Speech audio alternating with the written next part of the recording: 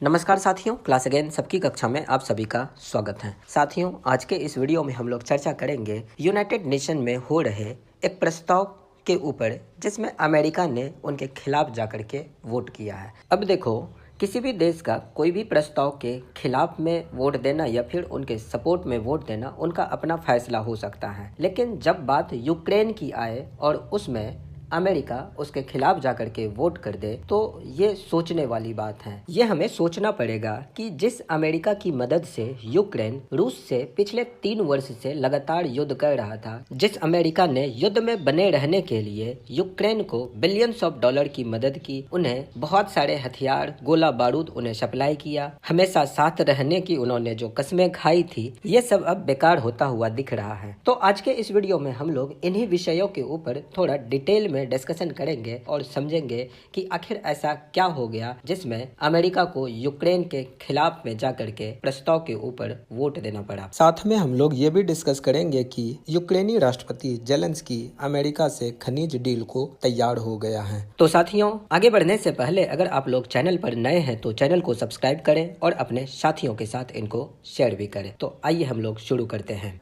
तो साथियों, अमेरिकी राष्ट्रपति डोनाल्ड ट्रंप ने बुधवार को घोषणा करी है कि यूक्रेन अमेरिका के साथ खनिज सौदा करने को तैयार हो गया है। ट्रंप ने दावा किया कि यूक्रेनी राष्ट्रपति जेलेंस्की डील साइन करने शुक्रवार को अमेरिका के दौरे पर जाएंगे। यह डील अमेरिकी सैन्य मदद के बदले यूक्रेन के दुर्लभ खनिज संसाधनों के इस्तेमाल से जुड़ी है। यह डील ट्रंप की धमकियों और दबाव के बाद हो रही है। जेलेंस्की ने खुलासा किया कि ट्रंप रूस के खिलाफ युद्ध में अमेरिका से अब तक मदद के नाम पर मिले लगभग $500 बिलियन वापस मांग रहे हैं। जेलेंस्की ने कहा था कि अगर ट्रंप को यूक्रेन के खनिज के अधिकार नहीं देते हैं तो यूक्रेन की 10 पीढ़ियां $500 अरब को चुकाने में खप जाती हैं। इस डील में यूक्रेन को अमेरिकी सुरक्षा गारंटी का कोई जिक्र नहीं है। अब यहाँ पे इस बात का डर है कि सुरक्षा गारंटी का मुद्दा इस डील को नाकाम कर सकता है। जेलेंस्की ने शुक्रवार को होने वाली अमेरिका यात्रा को लेकर कहा कि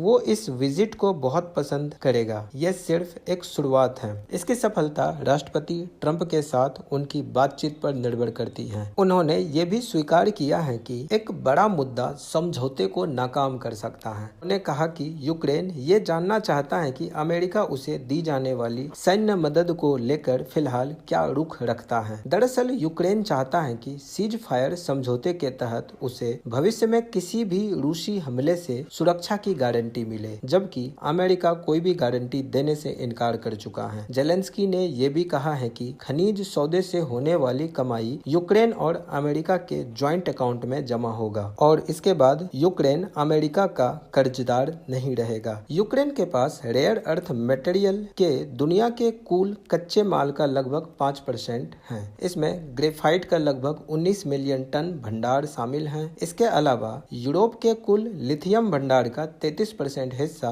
यूक्रेन के पास है। जंग की शुरुआत से पहले ग्लोबल टाइटेनियम उत्पादन में 7% हिस्सा यूक्रेन का था। यूक्रेन के पास रेयर अर्थ मटेरियल के कई अहम भंडार हैं। हालांकि जंग के बाद इनमें से कई रूस के कब्जे में पहुंच गया है। रूस के कब्जे वाले यूक्रेनी हिस्से में लगभग $350 अरब के संसाधन मौजूद हैं। तो दरअसल बात यह है कि मंगलवार को अमेरिका ने यूनाइटेड नेशन में यूक्रेनी प्रस्ताव के खिलाफ रूस के समर्थन में वोटिंग कर दी थी। यूक्रेन ने रूस के साथ युद्ध को 3 साल पूरे होने पर यूनाइटेड नेशन में एक प्रस्ताव पेश किया था। इस प्रस्ताव में रूसी हमले की निंदा करने और यूक्रेन से तत्काल रूसी सेना को वापस बुलाने की मांग की गई थी। अमेरिका ने अपनी पुरानी नीतियों के उलट साथी यूरोपीय देशों के खिलाफ जाकर इस प्रस्ताव के विपक्ष में मतदान कर दिया था। जब से रूस और यूक्रेन के बीच युद्ध की शुरुआत हुई है, तब से पहली बार अमेरिका और इजराइल ने यूक्रेन के खिलाफ वोट किया है, जबकि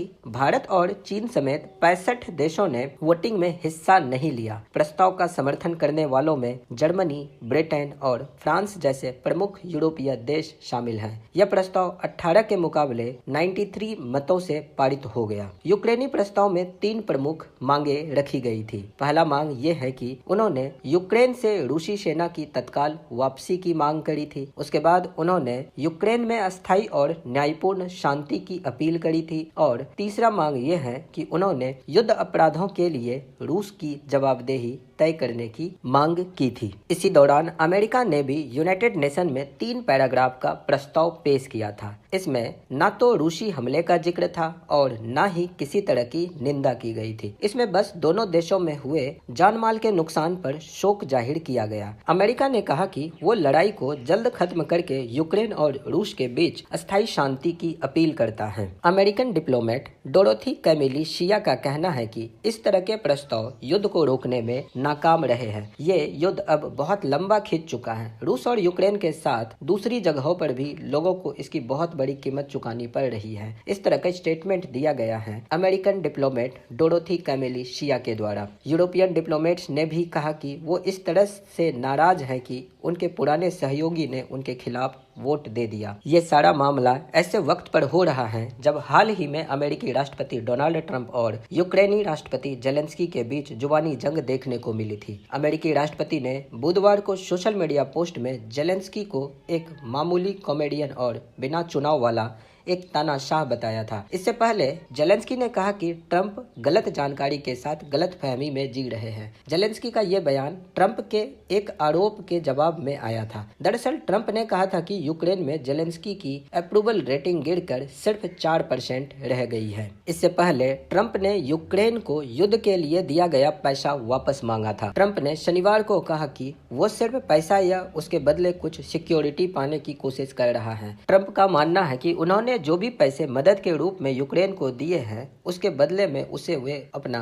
रेयर अर्थ मिनरल और तेल उन्हें सौंप दे। दरअसल अमेरिका यूक्रेन में $500 बिलियन का रेयर अर्थ मिनरल और ऑयल्स का डिमांड कर रहा है और इसके जवाब में जेलेंस्की ने कहा है कि वो अमेरिका से मिले $500 अरब को कर्ज नहीं मानता है। बाइडेन और जेलेंस्की इस बात पर सहमत हुए थे कि उन्होंने ये मदद के रूप में यूक्रेन को सौंपी थी और मदद कोई कर्ज नहीं होता है। तो इसका मतलब ये हुआ कि यूक्रेनी राष्ट्रपति इस मदद को कर्ज के रूप में नहीं देख रहा है। तो आने वाले वक्त में अमेरिका की क्या रणनीति रहती है इन चीजों के ऊपर हम लोग देखेंगे, लेकिन फिलहाल हम लोग और कुछ विषयों के ऊपर चर्चा कर लेते हैं। इससे पहले भी यूक्रेनी राष्ट्रपति जेलेंस्की ने कहा था कि वे शांति के खातिर कुछ भी करने को तैयार हैं। अगर इस्तीफा देने से शांति आती है या यूक्रेन को नाटो की सदस्यता मिलती है तो वे इस्तीफा देने को तैयार हैं। इसके साथ ही उन्होंने ये भी कहा कि अगर रूस सभी यूक्रेनी कैदियों को रिहा करता है तो यूक्रेन भी ऐसा करने के लिए तैयार है। यह शुरुआत करने का एक उचित तरीका है। इस तरह का प्रस्ताव दिया गया है यूक्रेनी राष्ट्रपति के द्वारा। दूसरी तरफ रूस का कहना है कि उसने